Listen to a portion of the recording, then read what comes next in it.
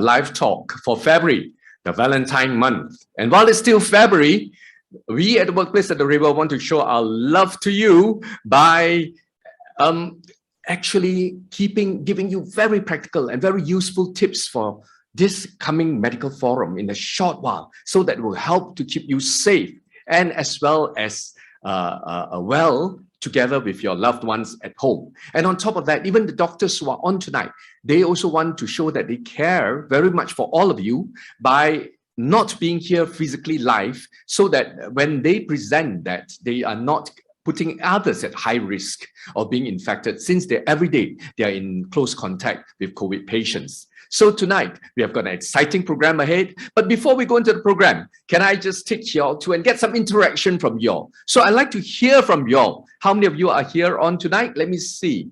I've got it. I'm interacting with you on my computer here. And so far, we have got 82 already logged on. Am I right? Yes, we've got 82 logged on. I'd like to hear from you all. What is the first thing on your mind when you hear the word Omicron? Okay, put it into the chat. Let me see. Hallelujah, Bill. Thank you so much. We do our best. It's not so clear how to join this meeting, but you are in. Lim, thank you so much for joining us. Well, what is the first thing on your mind when you hear of the word Omicron, virus death? Oh my goodness, COVID-19, Megatron. Yes, we have got someone like-minded here with me. I believe so. We are in the age of the Transformers, Decepticon, Megatron, ultra infectious. Thankfully, someone responded. Okay, thank you. Virus, yes. Anything else amongst the rest of you? Nowhere and no one is safe. Yes, Omicron. But what's so special about this Omicron? We have the COVID-19 for the last 2 years already. And is Omicron something new, isn't it? The same old as the different viruses that have gone around. It's contagious. That's true too. Any more takers? Any more comments? What is it? What is the first thing for those of you that just come into this forum, or the web medical forum? That what is the first thing that comes to your mind when you hear of the word Omicron? New variant of COVID-19. All right, yes, it is a new variant, and you're going to hear more about it later. It's on everybody's lips. When can I have tea with Pastor Samkyong? Thank you very much. Pastor Victor, I believe. But I wonder why I'm associated with the word Omicron. Oh dear. Spread easily, mutation. Hi, yeah, not again lah. Yeah, it's so common, right? It's on everybody's tip of everybody's tongue. Okay, it seems to be everywhere in the world. Righto. Well, coming back to the topic at hand, I don't want to take too much of your time. I'm sure you are very anxious to meet the speakers for tonight. Well, first of all, I'm not one of the speakers. I'm Pastor Dr. Wong Samkyong. I'm the director at Workplace at the River, who will also moonlight as the moderator for tonight. And if you have not heard of the Workplace at the River live talk, it's a monthly talk that we give and on the last Thursday of every month, except for the 5th Thursday. And we hold it here live at Wisma Maran, which is where Workplace at the River is located, right in the city center. And we want to bring you very interesting, trending, and also helpful discussions about the big issues in life, about the big questions in life. And we hope by that we will address these concerns that we have. And right now, tonight, we have a major concern that's on everybody's mind. That is Omicron. So what about Omicron? We have heard about the COVID-19 virus for the last 2 years, ever since it came about on the world scene, discovered around November 2019. That's why we have the term COVID-19. We know about its characteristic structure, how it has got these unique spike proteins that's all the way like a durian. You know, maybe they took the prototype from the durian. But we also know about how it attacks the human body, where it accumulates, and what sort of ways we can get rid of it, and all sorts of prevention and cure, ranging from drinking warm water, which someone has commented on, to having vaccinations. But then along came a very startling but long-established fact that this virus can mutate. And along with the mutations come many different variants. And here, each variant can even be more infectious or more dangerous than the previous one. And now we have this latest variant, Omicron. And even Omicron have subvariants, B1 and now B2. So what is it about this virus, Omicron? Is it more dangerous? Is it more infectious? What steps can we do to address this issue? Today, we have two eminent doctors from SIB KL here with us for an hour or more in this public forum to help us understand more about this virus and the current wave of Omicron. We have, first of all, Dr. Chai Pei Fan. Dr. Chai Pei Fan is a child specialist currently practicing in Pantai Bangsa Hospital, where he is one of the few Malaysian pediatricians specializing in treating liver and intestinal diseases in children. Besides his busy clinics, Dr. Chai is also actively involved in the academic side of medical practice, being a member of the College of Pediatricians in the Malaysian Academy of Medicine. So, well, that's Dr. Chai. But before you welcome him with your show of clapping hands, Dr. John Fan is the other speaker on the panel. He's also famously known as Johan Kipas, yes, to the many Orang Asal communities that he visited, treated, and befriended along his many years of serving them. Besides his passion and love for this community and for disaster relief work, which he's actively involved in, he holds forth at his family practice clinic, where he is as a primary care specialist and is at the forefront of treating COVID-19 patients, having seen more than 700 of them to date. At the last count, I don't know whether it's hit 800 now with the recent surge. So, together with Dr. Chai, both of them have extensive and invaluable experience in treating COVID-19 patients, ranging from the young to the old, from the rich to the poor, and everyone else that's in between. So, by being totally hands-on doctors, while not neglecting the academic side of things, they are also being very up-to-date with the treatment of current Omicron outbreak.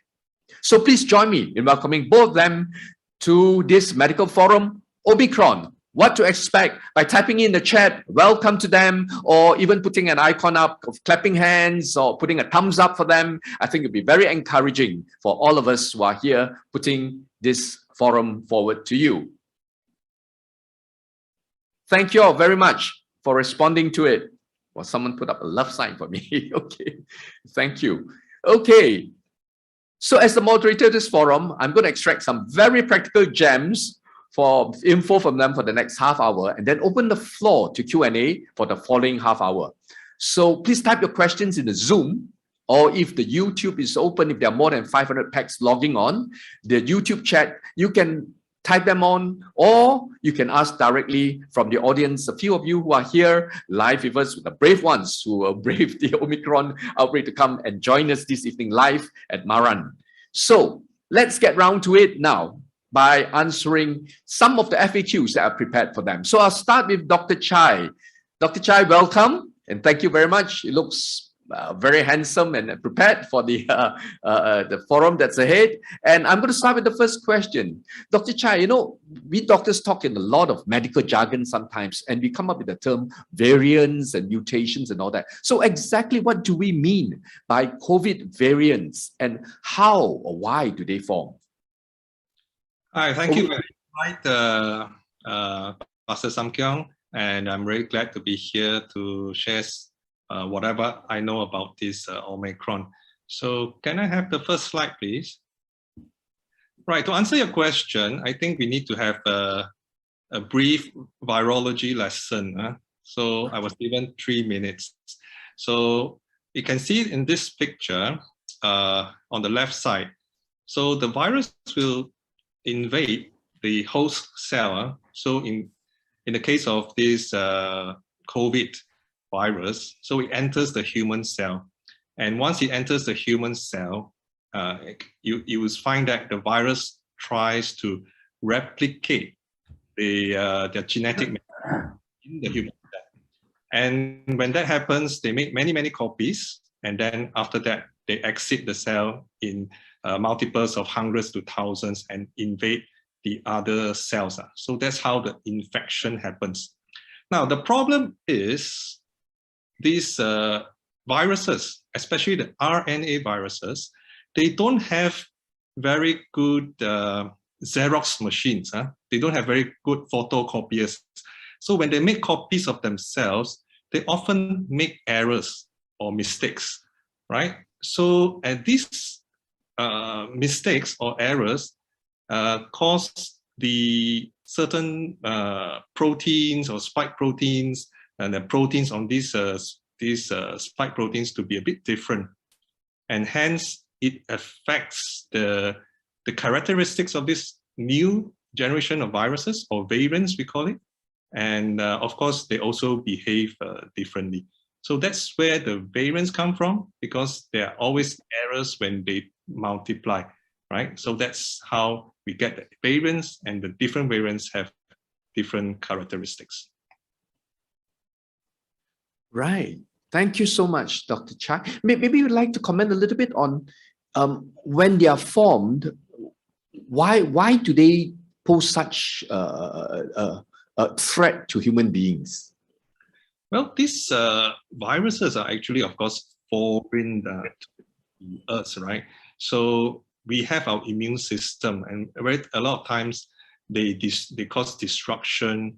And not only that, when the immune system try to control the spread of these viruses in us, it causes also what we call collateral damage, a lot of inflammation. And inflammation means a lot of chemical products are produced and causing what we say, maybe a lot of like swelling and you know, inflammatory markers being very high. So hence it ends up with symptoms like fever, you know, and the organs involved, like the lungs and other organs are being damaged, right? So that's what happens. Right, right. And that's how they cause harm to human beings. Thank you, Dr. Chai.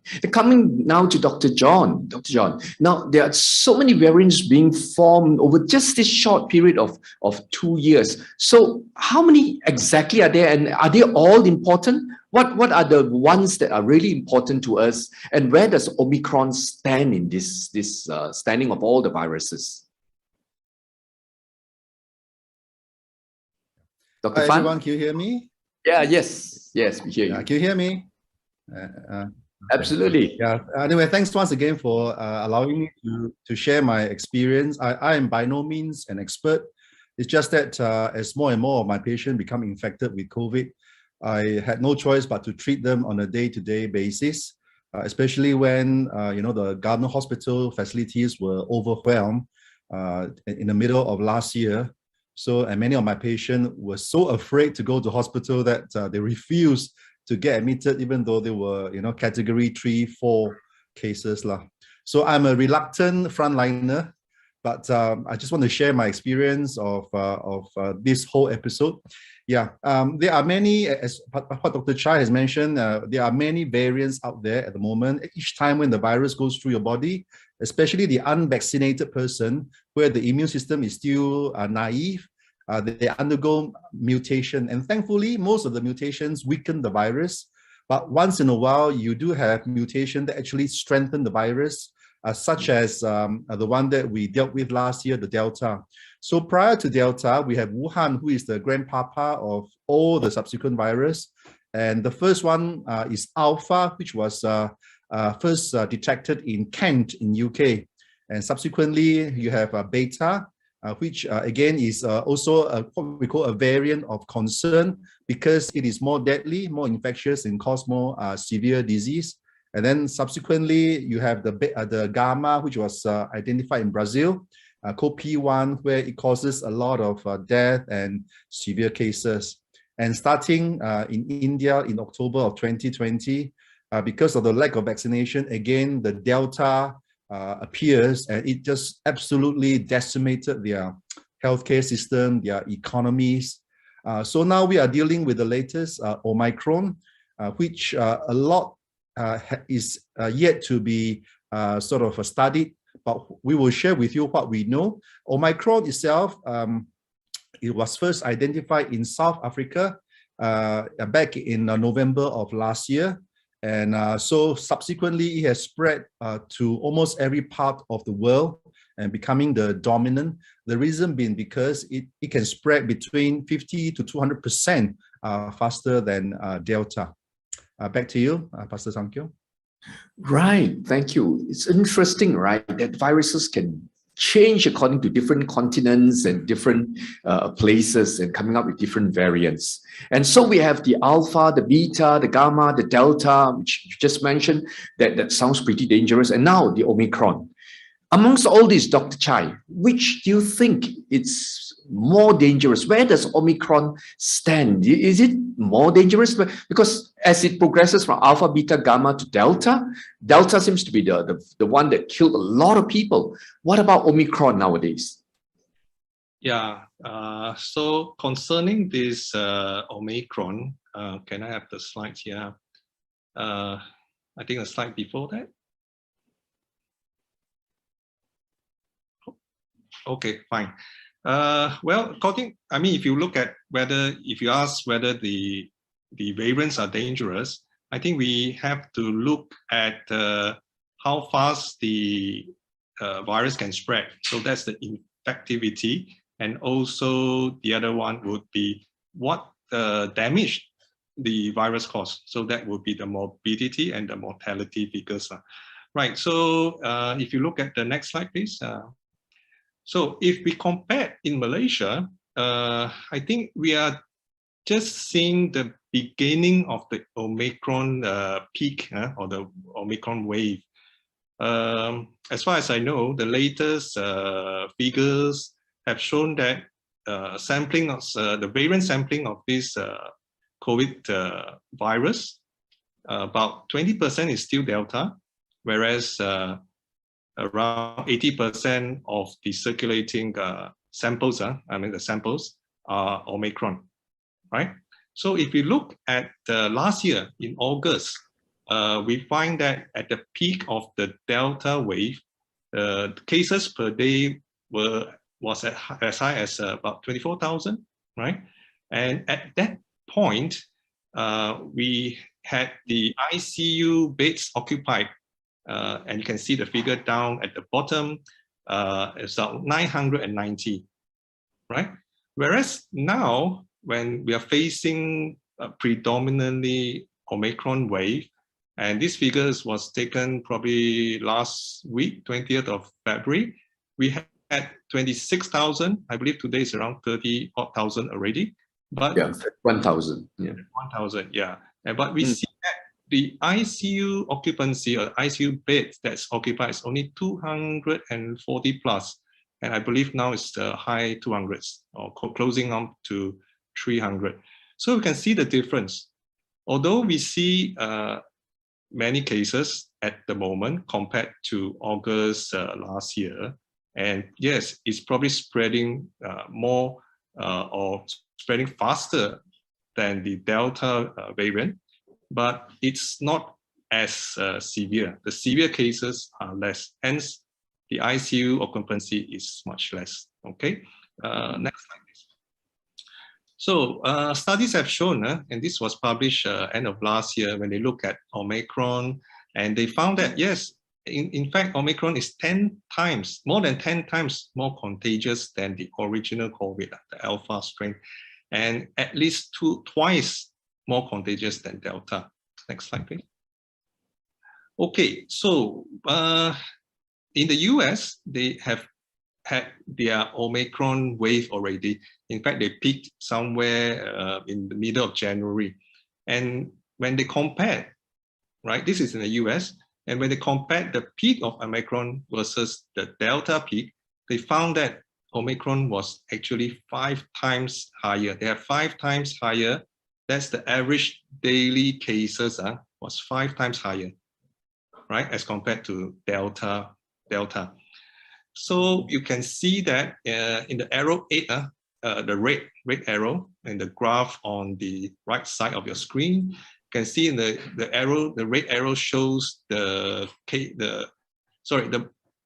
not the red arrow, it's the blue arrow shows the cases. So you have much higher cases, okay? But on the other hand, although the numbers are high, the per 1,000 cases, positive cases for like visiting to the ED, right? That's a parameter that in certain countries like the US and the UK, it just means that how severe you are, that you need to see a doctor because they need to visit the ED. They don't have GPs there, right? So they need to visit the emergency department. And the numbers actually per 1,000 positive cases are lower, but the absolute number was higher. Okay, and you can see in the red one, okay, is red. Its absolute number was higher, although the percentage, if you calculate of all the positive cases, it was lower. And same as the hospital admissions as well, and as well as deaths.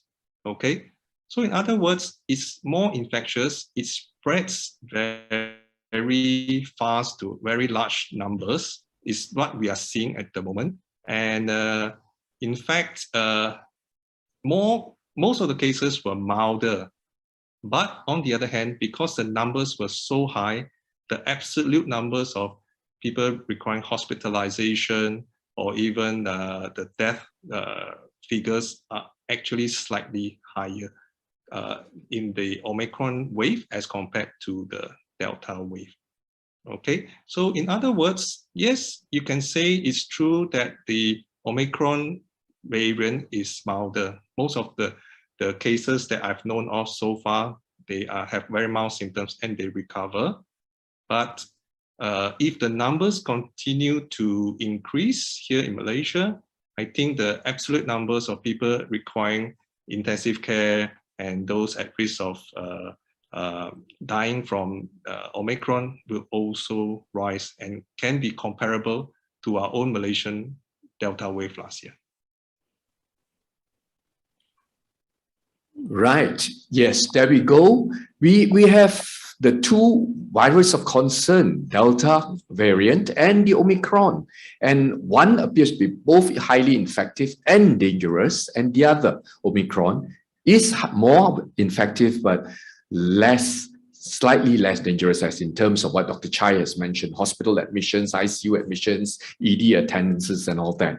So there is a difference between the different variants. But does it mean that we should treat it as much as simply as the common flu?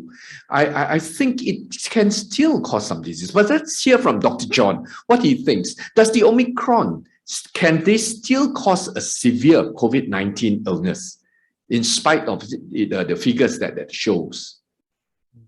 My answer is yes and no, because starting back in 2020, when my patient became infected with the Alpha and the Beta variant, I used to refer them to the government hospital, and they will be admitted to the Sungai Buloh hospital, even though they are just category 1 or 2. So at that time, there were plenty of that. So the care was excellent, and the death rate was actually very, very low.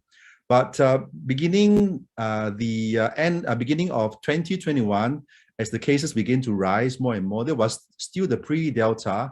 I noticed that whenever one person tested positive, the rest of the family are all negative. That means that for some reason, this virus doesn't spread so easily. But starting in May of 2021, I began to realize that almost every single person in the family are infected, provided one tested positive. So I see this again and again, entire family infected with COVID, from children as young as 2 to elderly as old as in their 90s. So it just goes to show the impact of a very infectious COVID virus on our healthcare system. So as today, even though the Delta wave is more or less over, but having said that, because of the lack of adequate genomic sequencing, we don't really know how many % of the present COVID is due to Delta or Omicron. There are some data that says that it's 50%, some that says that it is 80% Omicron and 20% Delta. But what I did notice is that as of this month, after the Chinese New Year, I have a record-breaking number of positive cases. In fact, on the 2nd and 3rd week, coming to today, I have more than 80 positive cases. And just today alone, I have 12 positive cases. And I can see that the number of cases begin to surge to record level. So I'm not surprised because Omicron is 50 to 200% more infectious than Delta. So a virus do not have to be very severe to cause massive impact. As we can see in Delta, the rapidity in which it spread overwhelms the healthcare system, resulting in poor level of care to many patients. And back in the Delta waves, so many of my patients who were initially category 1 and 2 were admitted to my APES and subsequently to various general hospital. They end up in the ICU or eventually died.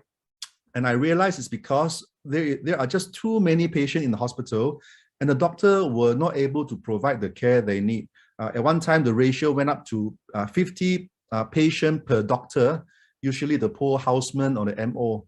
So as you can see, Omicron might appear to be mild, but if so many people are infected, it will overwhelm the government hospital and also the private hospital to the point that the level of care will begin to drop. And what may be a mild virus, because of the lack of care, can become very severe. That's so true, right? That the slide that I think you brought along with you, Dr. John, that actually that's not a Malaysian scenario, right? It's a Hong Kong scenario that's happening right now. That slide there, and it shows that even in well, progressively slightly more advanced, you might say, medically, in terms of medical treatment, place like Hong Kong, they are even overwhelmed. Their hospitals are overwhelmed, and they have the exact scenario as we have last year in August to October last year. And there we go, folks. It is not so much so as the danger to the individual, but when the health system is overwhelmed, that there is a general danger that tends to come down onto the whole population. Well, moving from the infection to general population, let's go on to children. And Dr. Chai, since you're an expert in pediatrics, can I ask you, does the Omicron affect children more frequently or more dangerously than earlier strains? And what are your thoughts as regards to vaccines for the children? Like the children between 5 to 11, should they take the vaccine? Yeah, I think, well, first can I have the next slide, please? Yeah. Okay, first of all, I think you can see from, I think there's a slide before this.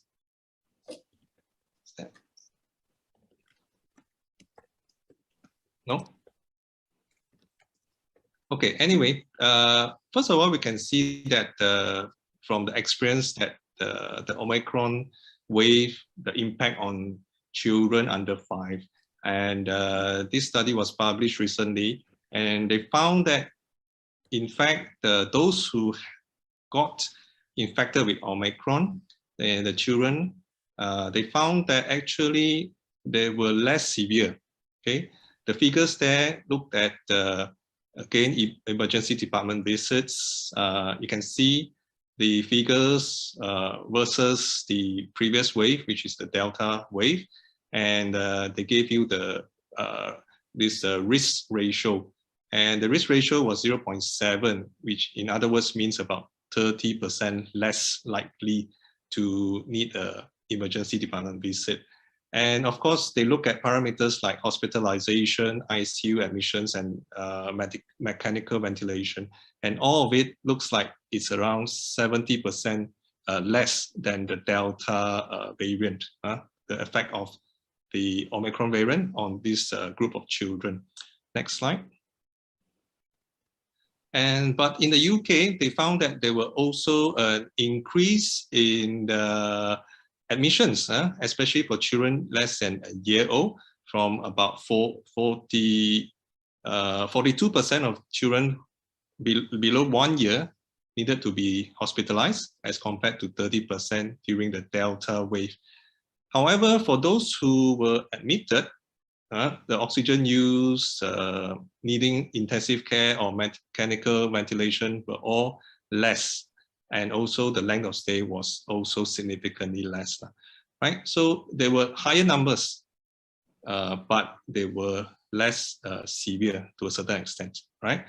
Next slide, please. So what about Malaysia? Now, I show you figures from different countries. It's good to know what happened during their Omicron wave, but of course, every country is different because the distribution of the population, the age, the vaccination rate, and so on and so forth, it's different. So we may have a different experience. And so since we are at the beginning of this Omicron wave, we already see the number of children being admitted to the various Ministry of Health hospitals has increased since the early February, right? In fact, it's much more than last year during the Delta wave, okay? And I've been in contact with some of my colleagues working in Kuala Lumpur, Sungai Buloh, and some other government hospitals, and they do see many more children being admitted. Although they are not as severe, but the numbers are increasing. But on the other hand, of course, children, the numbers are not as high as the adults, and most of the time, the figures are in the hundreds rather than in the thousands. But it's something of concern for us, right? Because this is only the beginning of the Omicron wave, and we don't know when it will peak. Next slide. Now, the other thing that we are seeing more and more, and what we are concerned with, is what we call a MISC, multi-system inflammatory syndrome in children. Now, last year during the Delta wave, we did see a few peculiar children that had a long-standing fever and febrile illness, and also weird symptoms. But this time, the past couple of weeks, we are seeing more and more. In fact, this is something that happens when the children are exposed to COVID virus, and sometimes it can happen about a couple of weeks later, 2 to 4 or even 6 weeks later. And the worrying thing is that they have very severe inflammation, very high persistent fever, a lot of other symptoms, rashes, but many other organs can be involved. The heart can fail, they are getting seizures, they are getting a lot of other symptoms as well. So this is what worries us, all right, the MISC, and we are seeing more and more of these kind of cases at the moment. What about the vaccines, Dr. Chai? Right, vaccines. Yeah, I think that's the question I face every day. And of course, many parents are very concerned and they just want an answer from me. Is it safe? Okay, yes or no? Well, the answer is it is safe, right? Now, the vaccine has been tested, right? And initially, this is the publication in New England Journal of Medicine. They did a study on 3,000 children between the age of 5 to 11, and they looked at the safety profile. They looked at what were the side effects, and they found that the side effects were actually very minor, right? And they also looked at the effectiveness, but they looked at it in a different way. They measured the antibody levels and compared it to antibody levels of other age groups. And in fact, they found that the antibody response was as good as the other age groups that were tested. So in other words, it was effective, right? They did mount an immune response. Now, of course, many people would say that it's only 3,000 plus. I think they extended to about 4,000 children at that point. But that was to be submitted to get the approval for the emergency use authorization, EUA in the States under FDA. But subsequent to that, up to probably January, in the USA alone, 8 million children of the age 5 to 11 had taken the vaccine. And when they look at the VAER, that means the vaccine adverse event reporting, they found that there were about 4,000 reports of adverse events, right? But 97% of them, more than 97% of them, were very, very mild symptoms, like pain in the injection site, some fatigue, and some headache and so on, right? They were very, very mild. Only 100 reports were of concern. And even those 100 reports, they were mainly like high fever, right? Some severe headaches, body aches, and I believe about 15 odd children had seizures. But as we know, young children, they do have febrile seizures when they have high fever. And most of the children that had seizures actually have some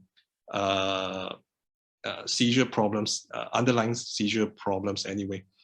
And there were 11 cases of myocarditis. These are proven myocarditis, not just symptoms where no tests or scans were found to be having the heart inflammation.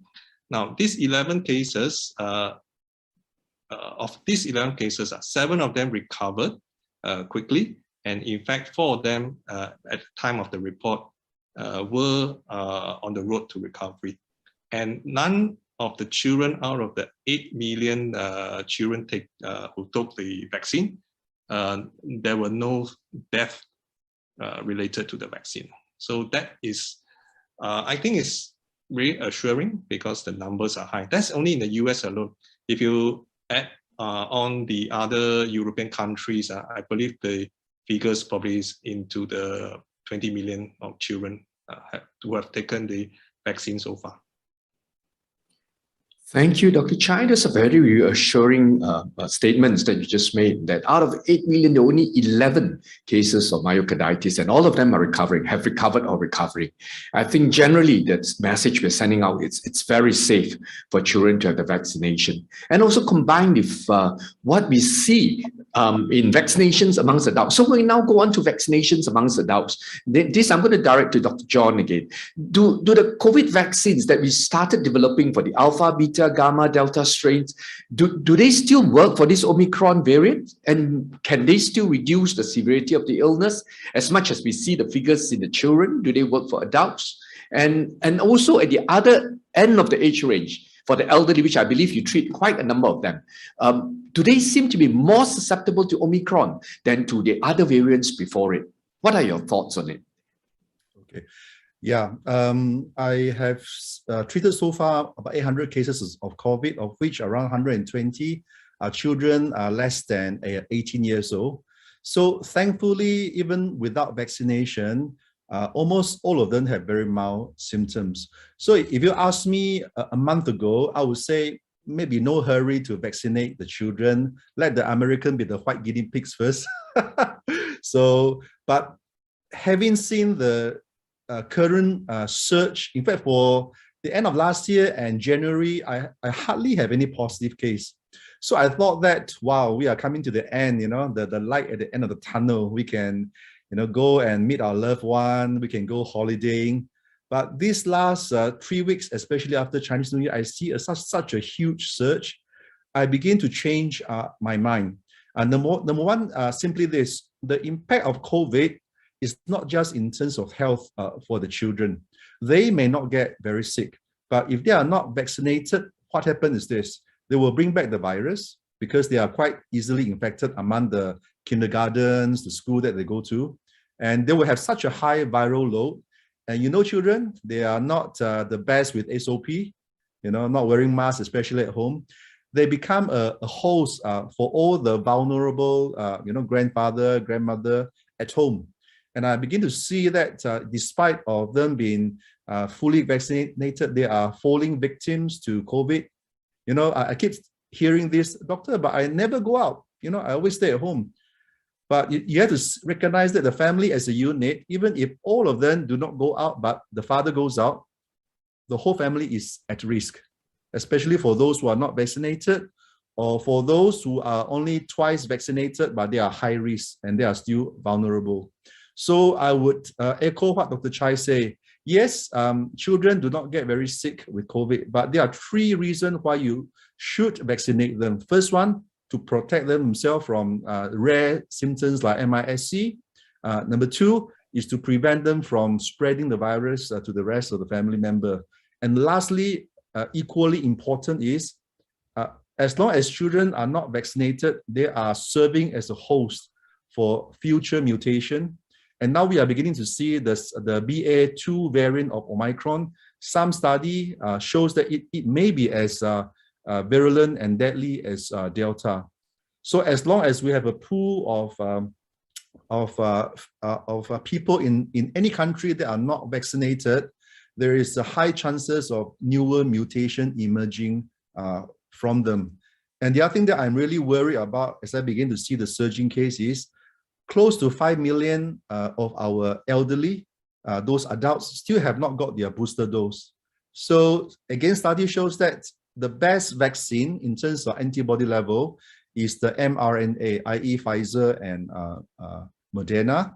And then it can increase your antibody by up to 35 times.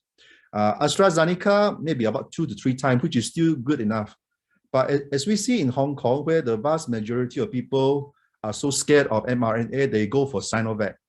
And we can see the massive outbreak there in Hong Kong that has really overwhelmed their hospital. That 2 doses of Sinovac is not enough to protect you from a severe Omicron. We are just not talking even about infection, but severe Omicron that requires admission to hospital. So I would really urge parents, if your children are not vaccinated, please go and vaccinate to protect your family. And if you have not got your booster, especially if you had 2 Sinovac, please consider mRNA. And if you are really worried about mRNA, at least get the Sinovac. One last thing that I would like to add is this. Every day, I have patients coming to me complaining of side effect from vaccine. It is a very real thing. Whatever the authorities say, I see that every day, ranging from severe joint pain to skin rashes to shingles to various other ailments. But one thing that I can say is this: almost all of them resolve after a period of few days and a few weeks. So these side effects of vaccine are not long lasting, except for probably a very, very few. Yeah. So the thing that really struck me is our focus on the health aspect of this pandemic. But we need to see beyond that. This pandemic has decimated our economy. So many people have lost their job. And I met students who are pursuing STPM with the hope to apply to university. They gave up because of school shutdown and their home environment is not suitable for studying because of lack of internet, or the parents lost their job. They have to force to go out to work. One Sabahan lady that I met when I was distributing mattress, she told me that she is now working in a factory. Before that, she was doing STPM and she gave up.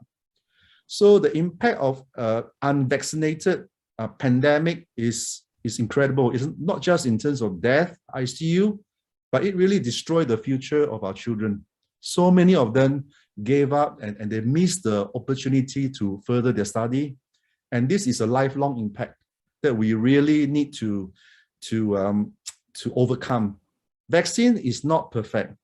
Okay, just like in a war, there is no perfect weapon, but it's one of the tools among many that we can use so that we can get over this terrible period of our life, so that we can get on with church, with worship, not 50% or 30%, but a full service. Our children can go overseas and studies or pursue their career. Our business can be rebuilt again. So I would really urge you, it is not just the health, but it is our whole economy, our whole social, mental at risk. Malaysia cannot afford another Delta wave because I think our whole social, economic, education system will collapse. Thank you, Dr. Fan. Well said. And also Dr. Chai. So from vaccines now, we go on to tests. Many people have been questioning about tests, the numbers that are coming in. Does this Omicron variant show up on the COVID tests? And especially nowadays, we have a widespread RTK test, rapid antigen tests. What are your thoughts on them? How accurate are they compared to the PCR? And is PCR still relevant, Dr. Chai? Yeah, I think PCR is the gold standard, meaning that it is always something that we compare with. And for all the RTK tests, they're all compared with the gold standard of the PCR test.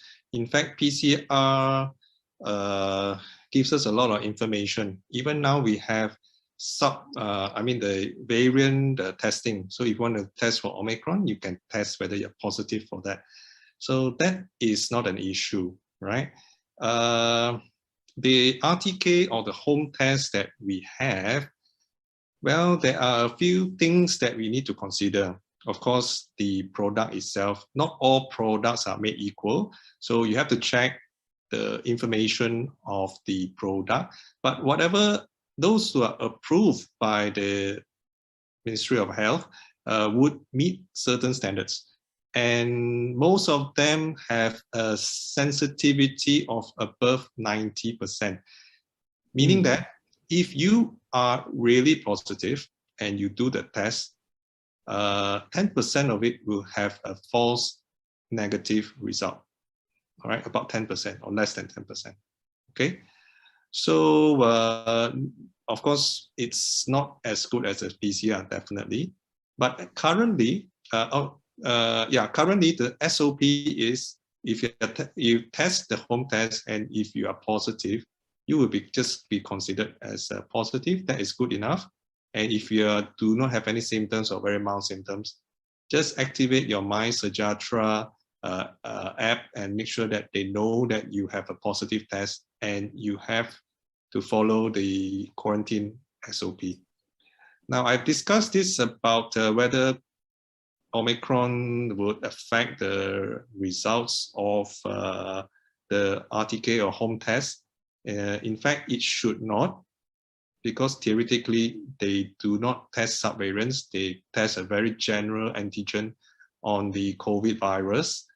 But maybe because of the varying viral load of this Omicron is a bit different from the other variants, and because probably lower viral loads at certain day of illness, that you may not be able to pick it up as well. So it's not a matter of the test, it's probably the behavior of the virus in terms of the viral load that can affect how good the test can pick it up. Yeah. Right. So the tests are actually useful in detecting Omicron. It's just the way we test for it, or maybe because of the viral load, we may not be able to pick it up. So that's great. That's great. Okay. So because sometimes you need to not brush your teeth, not be at your meal for a certain duration before you do the test. So you have to follow the proper instructions when you do the test. Yeah. Or sometimes we pick it up but we don't report it to the authorities. So that's why the numbers are low too. Yeah, so we have different reasons for it. We can come back to that later if you've got questions to ask. So from the test and from the vaccines, go on to the treatment for it, the medication. And Dr. John, you see so many of these COVID patients almost daily. Are there the drugs that are available, the treatment that are available for the previous few variants, do they still work for Omicron? Yeah, what are some of the effective treatment that are presently available? Okay, we went through various phases where we had at one time no vaccine. We have very limited medication that is so expensive and so hard to get that even the private hospital do not have. I do not know how is the situation now, but to answer your question is yes and no, because a lot of it depends on a few factors. The first thing is how soon was the diagnosis made, and so therefore how early can we initiate the treatment. First thing. Number two is, of course, if you delay treatment, the outcome can be very adverse. In the last 2 years, I have lost about 15 of my patients to COVID. And I can basically categorize them under three reasons. The first reason is because of no vaccination and they are high risk. So their immune system just weren't able to cope with the virus, and they went into this cytokine storm, multi-organ failure. That is the first reason. The second reason is overwhelmed government resources, hospital. So the level of care become very, very bad. So even though there are medication, but if the doctors are not administering to the patient, it's equals to nothing. Okay, so medication is not everything. The third thing is delay in treatment. I lost around 5 of my patients because why? They, after tested positive, they stay at home waiting for KKM to call them. Unfortunately, because of overwhelming number of cases, the commander never called them. So they stay at home for about a week, and during that time, quietly they begin to deteriorate. There is this condition called happy hypoxia, where you feel very well for the first 1 week. You will be self-medicating with anything you want, from ivermectin to vitamin C, D, zinc, Chinese medicine, and they feel good. But if they are high risk, like such as diabetes, by the day 7, day 8, there will be a sudden deterioration of their respiration, of their oxygen concentration.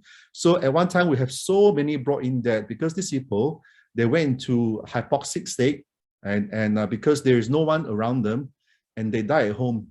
And alarmingly, the data yesterday shows that of the 52 deaths, 50% are brought in dead.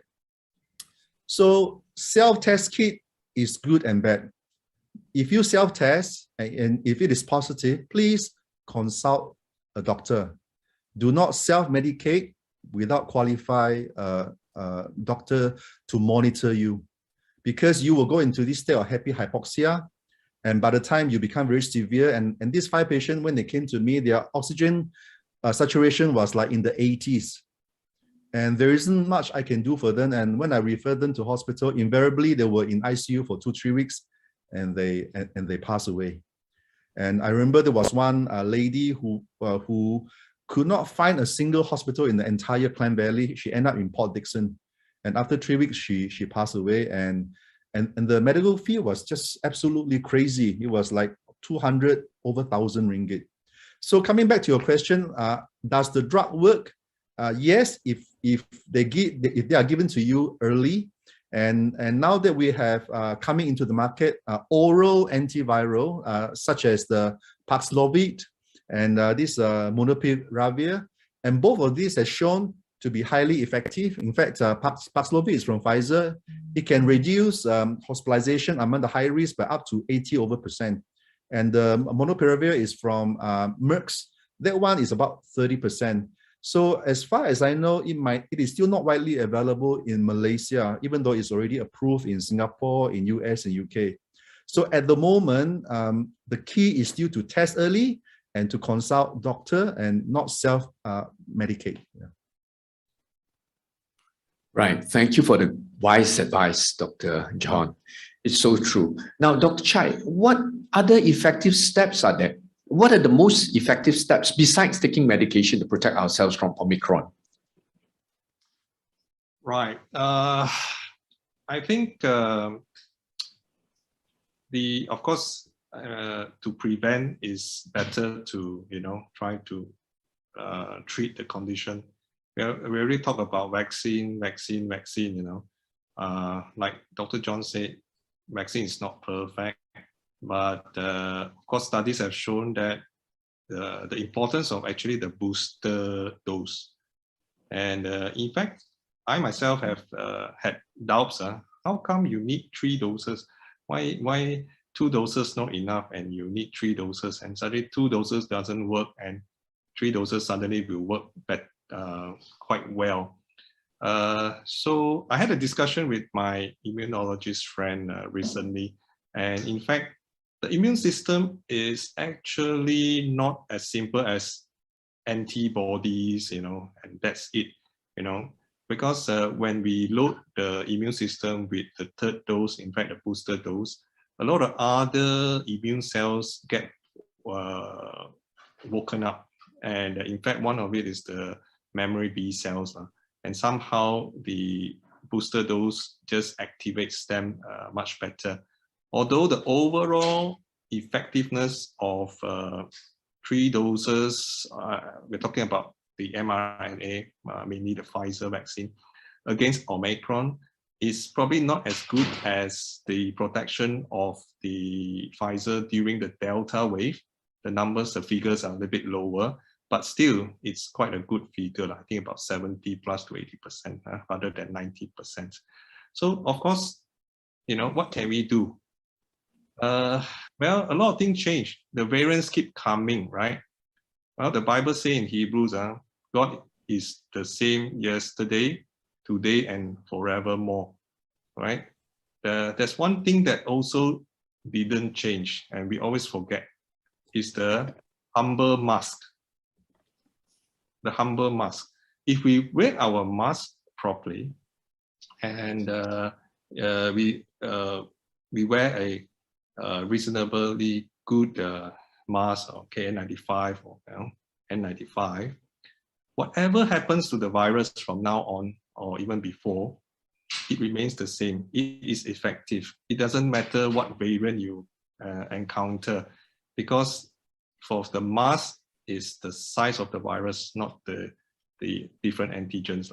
So we tend to forget the mask probably is still very important, right? So keep our, I would say keep our mask on, and of course follow the other SOP, social distancing, and well, I believe that we have to have a balance. We have to continue to live our lives to a certain extent, right? With all the restrictions that we have at the moment. So how to reduce risk, how to protect ourselves? Well, just now we talked about the home test kit, which is a useful tool. Maybe if we would like to meet up in small groups meeting up for whatever reasons, probably doing a home test before meeting up with other people besides your family members would be a good tool to help reduce our risk. Right. Thank you, Dr. Chai. There we go. Vaccine, mask, social distancing, and home tests. So, Dr. John, I want to ask you the last question for tonight before we open to the audience for Q&A session. In view of Omicron now, looking at it being more infective but seems to be less dangerous, are there any difference from the previous SOPs or from these 4 things, like mask, vaccination, self-test, social distancing? Are there any extra special precaution or SOPs that we need to be aware of as we encounter, as we face this new Omicron outbreak? Okay. Yeah, looking from last year and this year, where the emission is so much lower, I believe it is not just because Omicron is less severe, but because such a high percentage of Malaysians has been vaccinated. So why do we need to get a 3rd booster, which to me is the most important thing to protect yourself? It's because of the emergence of variants like Omicron. In fact, if you asked me 2 weeks ago, I would have told you, everything is fine and we are coming out of this dark tunnel, that we can get on with our life. But with the emerging of Omicron, it has changed the whole equation. So for me, the most important thing is still please vaccinate, even though it doesn't protect you 100%, but it will definitely give your body that much needed boost in terms of your immune response. The other 2 things that I always remind my patient is this, because I noticed that a lot of these office workers, they do not eat in the restaurant because they are afraid that, in the aircon condition, virus transmission will occur. So they will order Grab food. And what happens is that at 1 o'clock, everybody promptly remove their mask and eat together. So I told them that there is no difference between the restaurant and your office. So I've been telling them, if you want to eat in your office, make sure it is well ventilated, because a lot of this outbreak is actually caused in the office itself. People are eating together. The second thing I will mention is this: do not over rely on RT-PCR tests or the rapid antigen test, because sometimes if you do too early when you are not symptomatic, it will be negative. If your saliva is contaminated with other food stuff, it will be negative. If you do not collect enough saliva, it could be negative. As long as you are feeling unwell, having symptoms of lethargy, body ache, please self-isolate yourself, not just from your colleague, but more importantly, from your loved one, especially the elderly. Do not eat with them during the time when we are unwell. Eat in your own room, So these are the few things that I would, add as an extra precaution here. All right. Thank you very much, Dr. John. Yes, and Dr. Chai too, for the very informative and helpful and useful tips that you've given onto us regarding this new Omicron outbreak. And I'm getting a lot of questions, even as the talk is going on, the questions keep on coming in non-stop. So I think it'd be really wonderful to open this time now for the audience who is online to ask the questions. So I've already got a few, so I'm going to ask them as they come in. So maybe in turn, I'll leave you to your two good doctors to answer them, right? Now, one of the first questions were asked was, they have been in a close contact with someone, but no symptoms at all. Is it okay? Is it safe to quarantine only for 5 days as the government recommend? I think it has got to do with vaccination, right? Just the 5 days. So maybe one of you good doctors could answer that to this person who asked the question. I think according to the latest SOP, if you are fully vaccinated, means you have your booster dose, then the close contact requires no symptoms, fully vaccinated. It requires to quarantine for 5 days. But anything else, meaning that you have 2 doses of the vaccine, you have some symptoms, then it's 7 days. 7 days, right? And then if you have no vaccination, even though you've been close contact, it's 10 days. Is that right? Something like that. No, I think it's 7 totally. It's only 2 groups, 7 or 5 or 7. Close 5 or 7 days. All right. Okay, there you go. Okay, so it's correct then. 5 days we have had both vaccinations and the booster. Okay, now what medications or treatment is there for Omicron? I think we have already answered that, right? We talk about vaccination, we talk about medication. So you could actually ask the doctors privately or consult your own doctors. What specifically, I think the bottom take-home line is that the medication should be tailor-made. Like I believe earlier on, Dr. John was saying, don't just self-medicate, don't test positive and then go to the nearest sensei or the medicine shop and get all the medicine. So whatever you do, seek medical help. Okay, can vaccines cause a false positive test? That's very interesting. It's not the virus that's causing the test, but can a vaccination cause a false positive test? Now, Dr. John, what do you think? Or Dr. Chai? Yes. I think the test antigens, not antibodies. So the vaccine will not be able, the test will not be able to pick up the vaccine because the vaccines are made to produce the antibodies, right?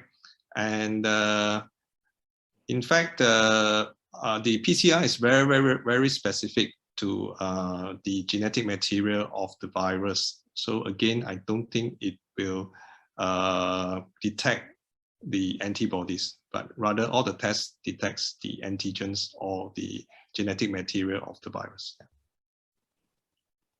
Okay, there's another question from, let me see.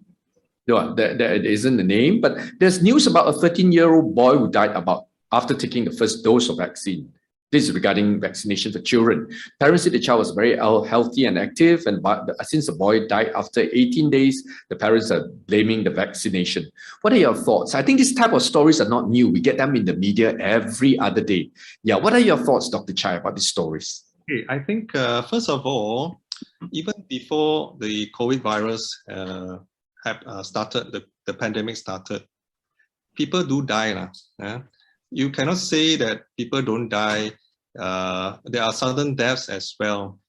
And when we are facing vaccination in the millions and worldwide, probably coming to billions, there will be occurrence where certain deaths may somehow coincide with the timing of the vaccinations, right? So I can't comment whether it is or not. I guess it's for the authorities to investigate.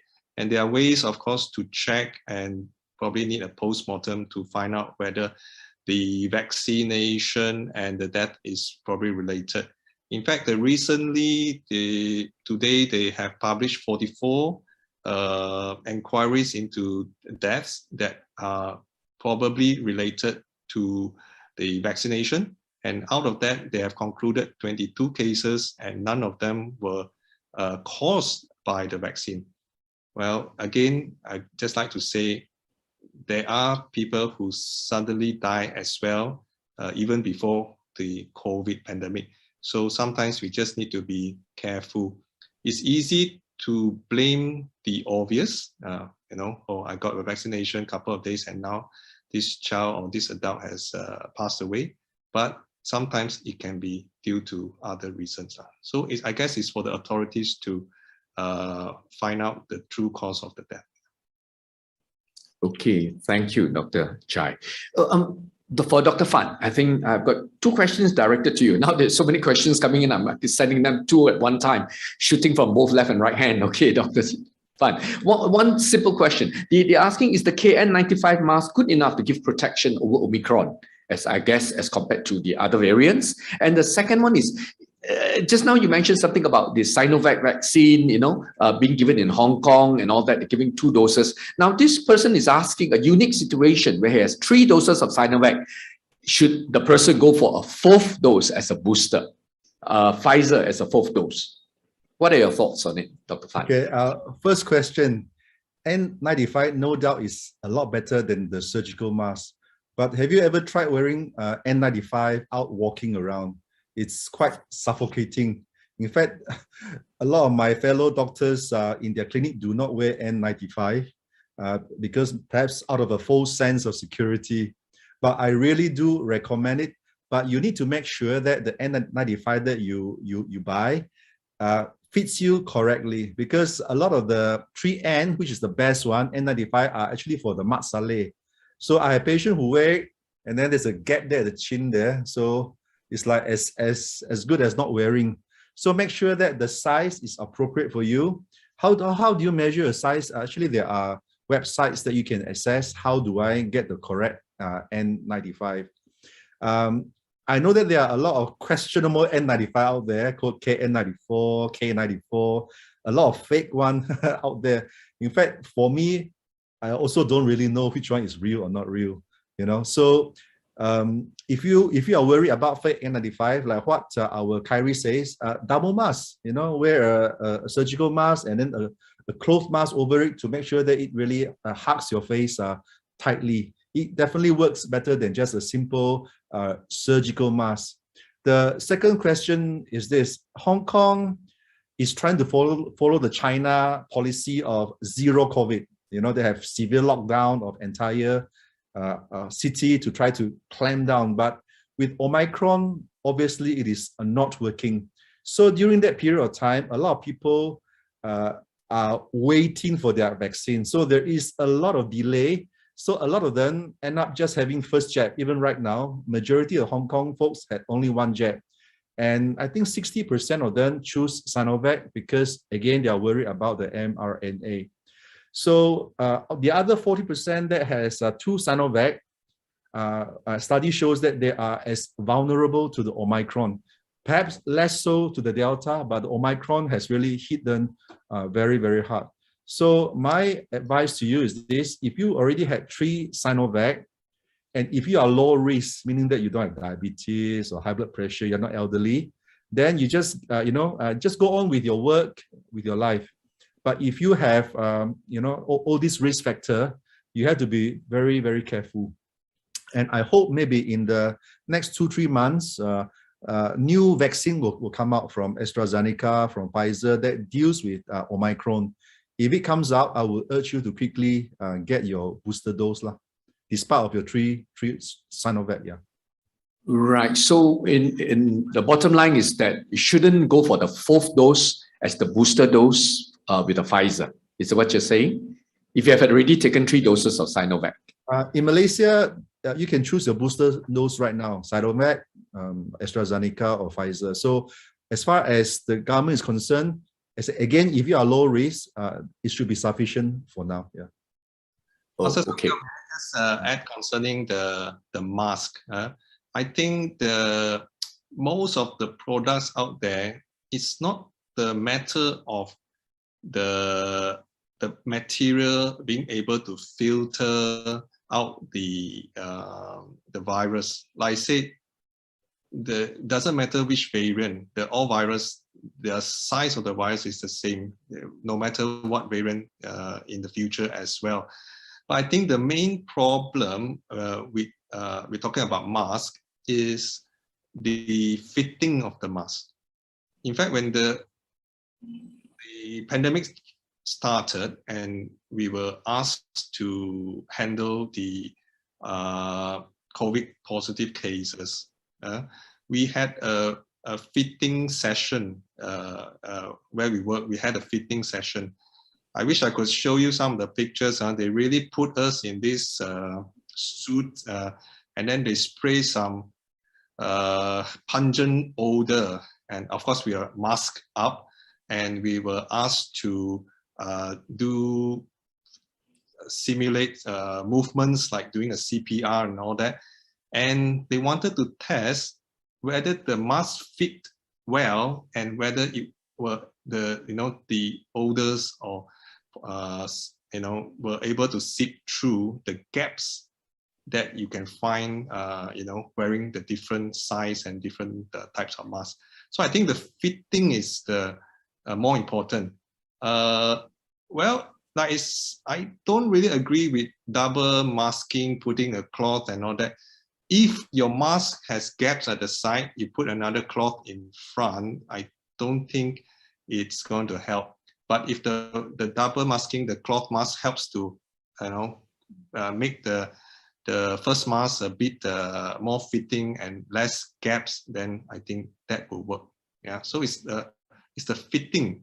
It's not too much of the material. Most material which has been tested are fairly good. Yeah.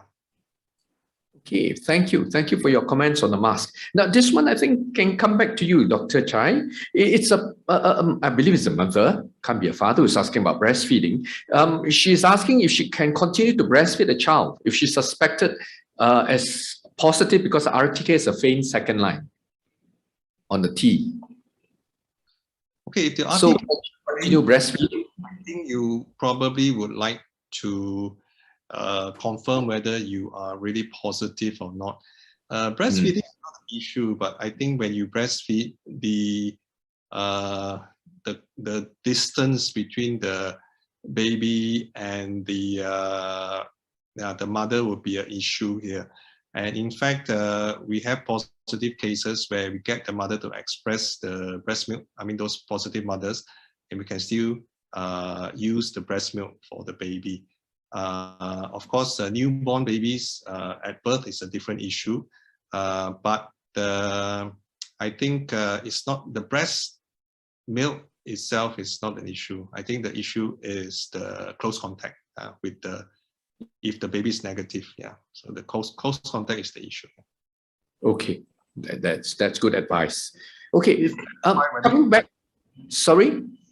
Just need to clarify whether she's really positive. I think that's the yeah. I think probably the best thing is do a PCR if she's a faint negative line, a faint positive line. Sorry. Yeah.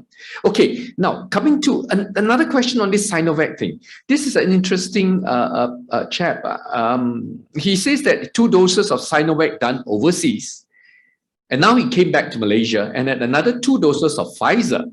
Now in Malaysia, everyone's encouraged to go for a 3rd booster dose. Should he go for the 3rd booster dose of Pfizer just to update the MICE Chatra? Or I think he's been overdosed with vaccines. What do you think, Dr. Fan?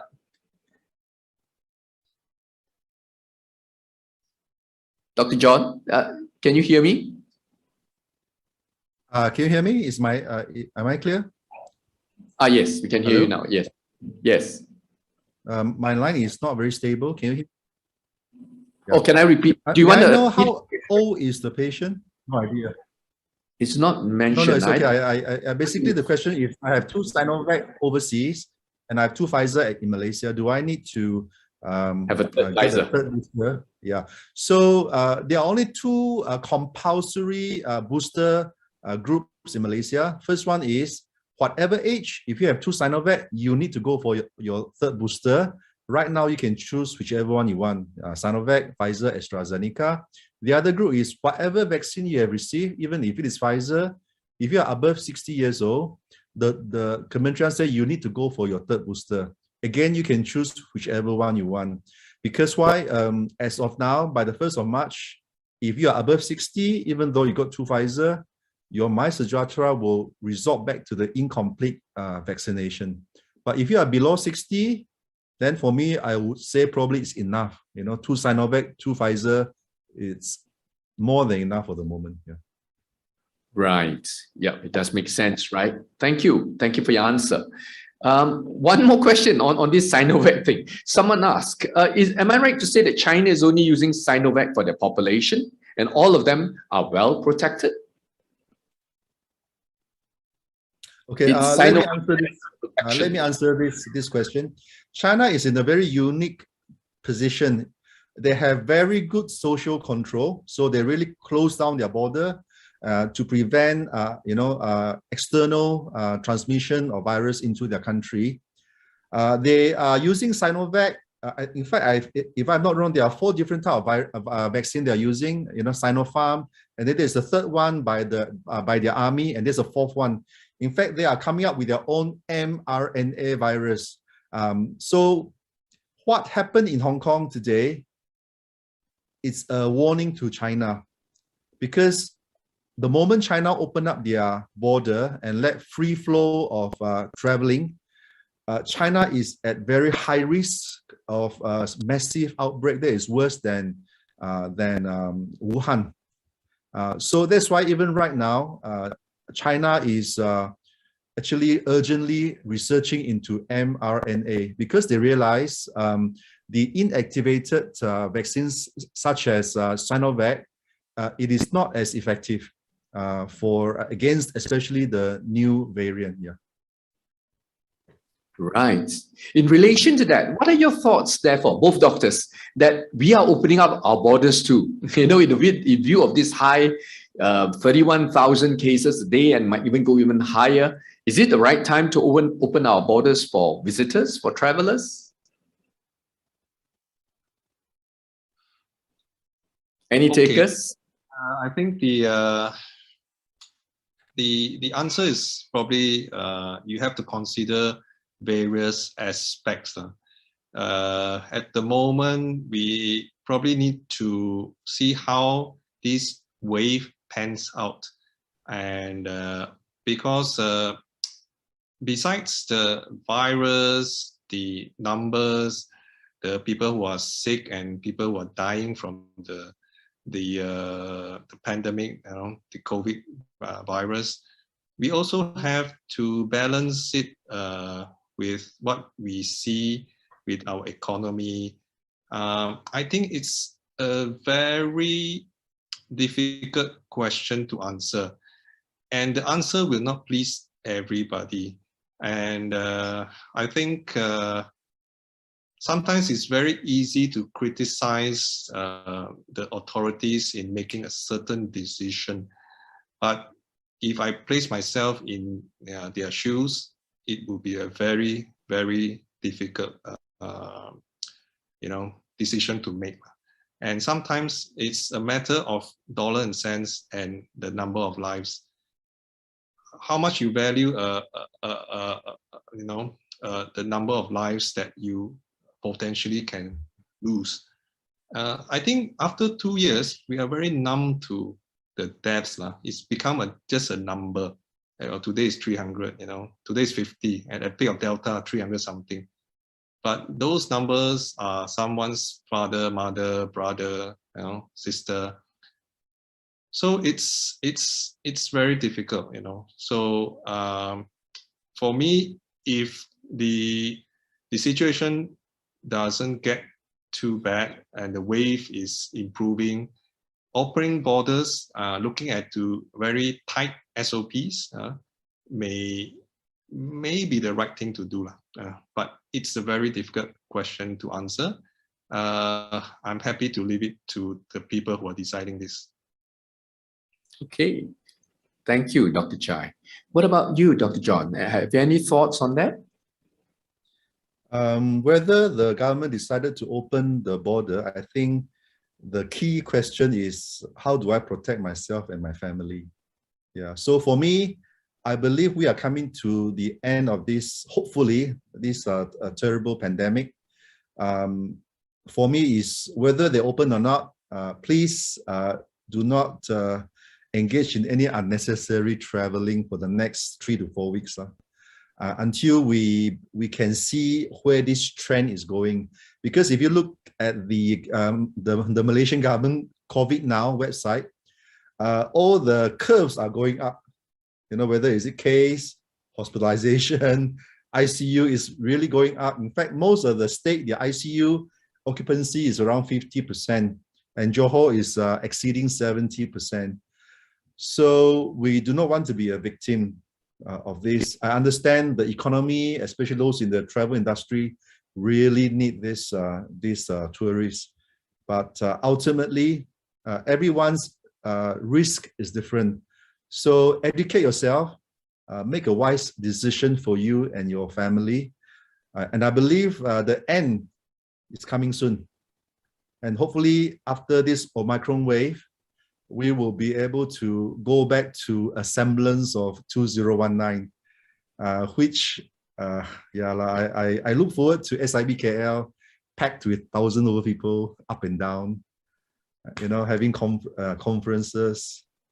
You know, we can go and visit our loved one without all this fear of transmitting virus, and our children can go and study. This is what we hope for. So we need to all work together. You know, don't just think of yourself, oh, you know, I don't want to do this, because what you do actually impact all the people around you. So let's work together to overcome this, so that 2022 is a year that we can rebuild again for all that we have lost. Truly, indeed, wise words from both our doctors right here. Yeah, it's not only just about the infection, it's not only just about the economy, but about each one assessing our own risk and also taking care of one another. I like this culture that we have inculcated amongst ourselves, kita jaga kita, that each one looks after the next. It's almost like affirming what the scripture teaches us. Who is your neighbor? Love your neighbor as yourself. And really applying that to one another as we look into the solution to this COVID pandemic. That's really wonderful. I have just a couple more questions here. Are you okay, doctors, to answer a couple more questions before we call it a night? Well, there's one here that says, for the RTK test kit, would you recommend nasal over saliva test? Is the saliva one really accurate? Some countries don't even use the saliva test. Well, I'm not sure which country, but what do you think? Any taker? Dr. I think Chai? the test. I will answer that. When saliva tests first came out, Dr. Chai, yeah. Go ahead. Oh, okay. When saliva test first came out, I was a bit skeptical. But because it is so much less painful than the nose one, I decided to give it a try. But that time it was a Saliva Pcr test. And I must say, for the PCR, saliva is very accurate. At one time, I was having almost continuous positive pickup rate for my saliva PCR. But with the RTK, I really have my doubt. I'm not sure whether is it because of the quality of the kits that we are importing, or because of incorrect technique that has been used. But I have many cases where it is missed. People who are sick, repeated RTK every day, negative. But obviously, when you scan their lung, you can see ultrasonic changes in terms of B line and pleural thickening. Is quite obviously a viral pneumonia, but somehow RTK cannot pick up. So again, go back to my initial statement is, do not rely just on RTK. If you are symptomatic, please self-isolate. If you want to be sure, do a PCR. So for me, I'm comfortable with saliva as long as it is done properly. Yeah. Okay, all right. This is one very specific question here. This person has had an angioplasty, and what are our doctor's advice for a booster? The person had also probably had 2 injections before. Now, is it safe to take the booster after having had an angioplasty? And I believe that the person would be on blood thinning medication after the angioplasty. Dr. Chai, would you like to have a go at? Yeah, the answer is very simple. Ask your cardiologist. Okay. Thank you. Thank you very much. Indeed, words of wisdom. Okay. All right. And okay. Now, I think this will be the second last question. Is it true that for someone who was infected before, he or she does not need any booster? That means you have 2 vaccinations and they got infected. And apparently people say that after infection, the antibody levels are sky high. Do you still need a booster? Tough question. And, okay, it depends on, I got asked this question very frequently, so I always ask them, when did you get infected?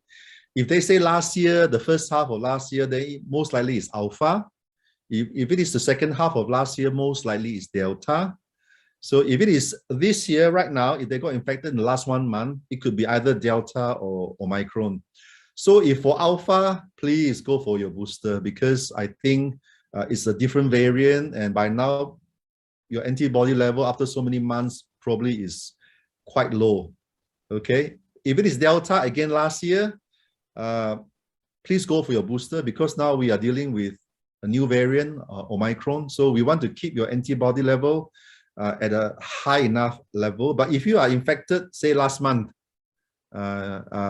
most likely is Omicron. In fact, the Kementerian Kesihatan advisory is do not go for your booster within 1 month after you got infected.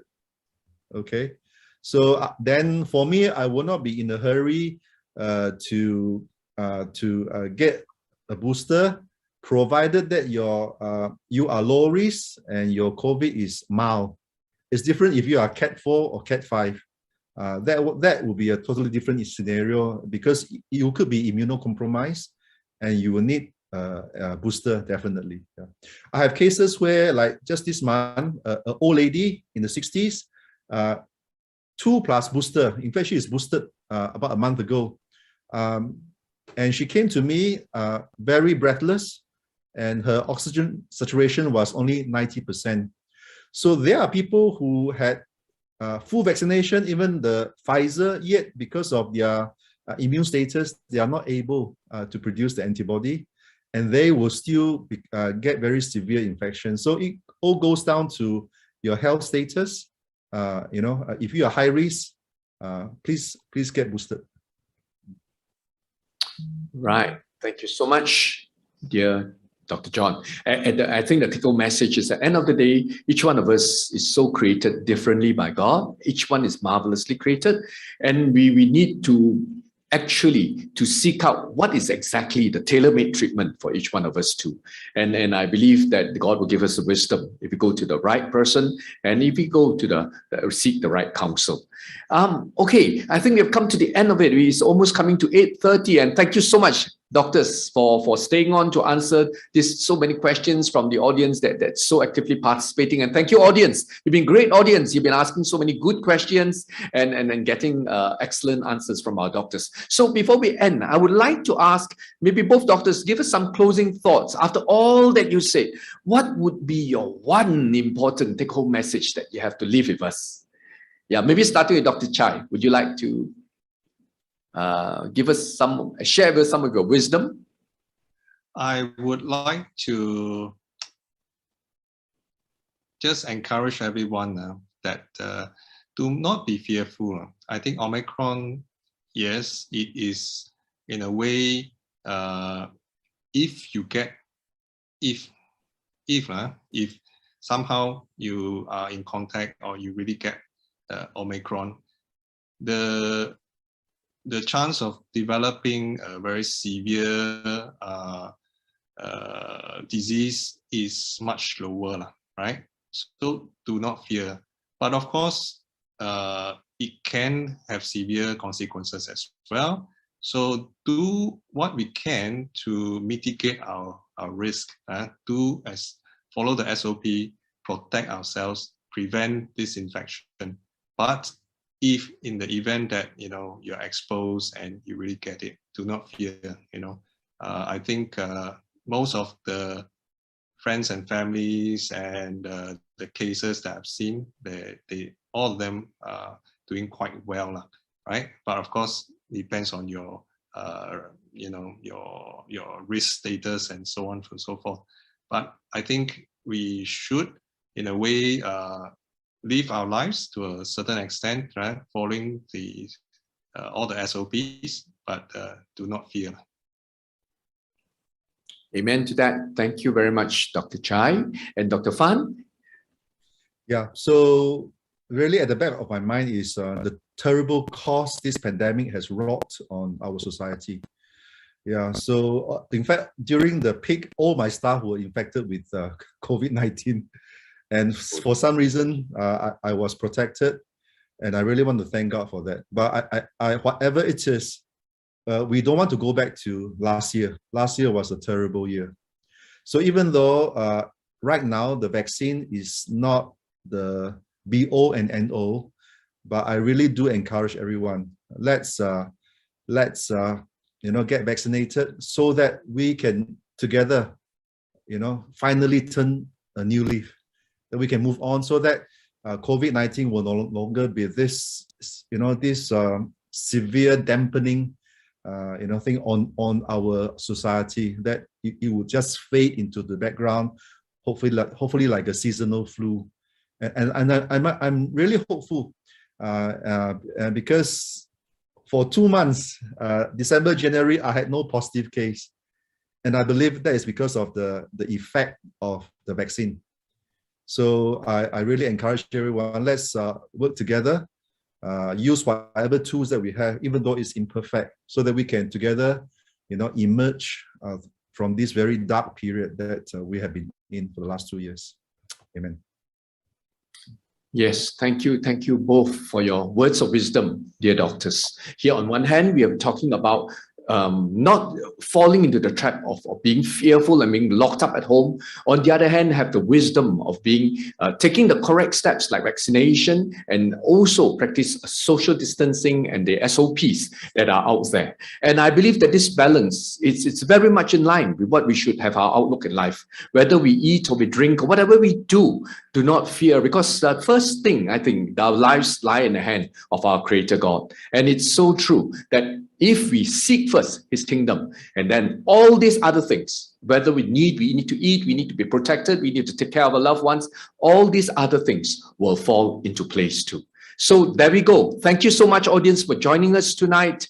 It is for me to thank our two speakers, Dr. Chai and Dr. Fan, for your time, taking time off from a busy schedule to come and share with us your gems of wisdom. And really, I believe, on behalf of the audience, we want to thank you. And audience, if you could, give them your thanks. I think many of you have written, thank you, doctors.